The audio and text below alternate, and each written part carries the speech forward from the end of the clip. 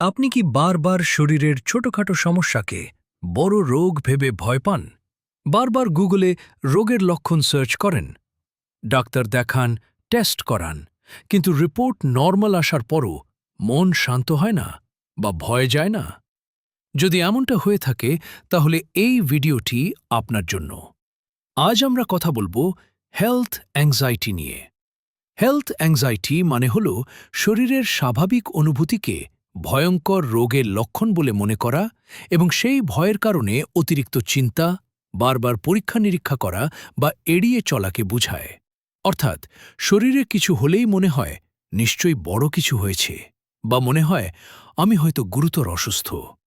আগে একে বলা হতো হাইপোকন্ড্রিয়াসিস, বর্তমানে একে ইলনেস অ্যাংজাইটি ডিসঅর্ডার বা কখনো কখনো সোম্যাটিক সিম্পটম ডিসঅর্ডারের অংশ হিসেবে ধরা হয়। এখানে মূল সমস্যা শরীর নয়, ভয় এবং চিন্তার ধরন। চলুন লক্ষণগুলো ৩ ভাগে ভাগ করে দেখি। প্রথমত, মানসিক লক্ষণ। বারবার মনে হয় আমার নিশ্চয়ই মারাত্মক কিছু হয়েছে। রিপোর্ট ঠিক থাকলেও বিশ্বাস হয় না যে আমি সুস্থ আছি। ভবিষ্যৎ নিয়ে ভয় কাজ করে, কিছুদিন পর আরও খারাপ হবে না তো?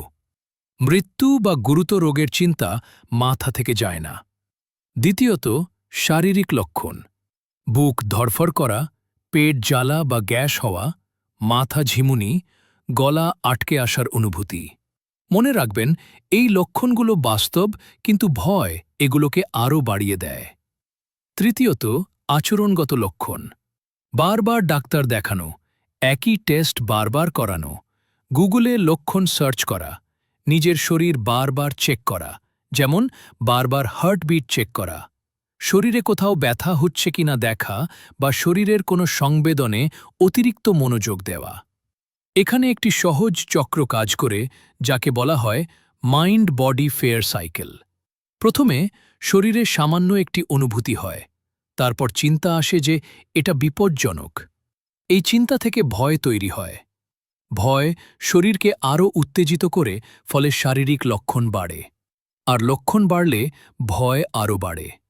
এভাবেই একটি দুষ্ট চক্র তৈরি হয়, যেখানে ভয়ই ভয়কে বাঁচিয়ে রাখে। এখন আসি সবচেয়ে গুরুত্বপূর্ণ অংশে, অর্থাৎ চিকিৎসায়। প্রথম এবং সবচেয়ে কার্যকর চিকিৎসা হল কগনিটিভ বিহেভিয়ারাল থেরাপি বা সিবিটি। সিবিটি শেখায় আপনার স্বাস্থ্য সম্পর্কিত চিন্তাগুলো কিভাবে কাজ করছে, ওয়ার্স্ট কেস সিনারিও কিভাবে ভাঙতে হয়, শরীরের স্বাভাবিক সিগন্যালকে ভয়ঙ্কর রোগ থেকে আলাদা করে কিভাবে চিনতে হয়। উদাহরণ হিসেবে বলা যায়, বুক ধড়ফড় মানেই হার্ট অ্যাট্যাক নয়। দ্বিতীয়ত, এক্সপোজার এবং রেসপন্স প্রিভেনশন। এখানে শেখানো হয় শরীরের অনুভূতি এড়িয়ে না গিয়ে ধীরে ধীরে সহ্য করা, বারবার রিঅ্যাসিওরেন্স বা টেস্ট করার প্রবণতা কমানো। তৃতীয়ত, মাইন্ডফুলনেস এবং অ্যাকসেপ্টেন্স। এর মানে শরীরের অনুভূতিকে ভয় না পেয়ে শুধু লক্ষ্য করা এবং চিন্তা করা যে এই অনুভূতি আছে, কিন্তু এটা বিপজ্জনক নয়। চতুর্থত, সাইকো এডুকেশন, অর্থাৎ শরীর ও উদ্বেগ কিভাবে কাজ করে সেটা জানা। অনেক সময় জ্ঞানই সবচেয়ে বড় ওষুধ হয়ে ওঠে।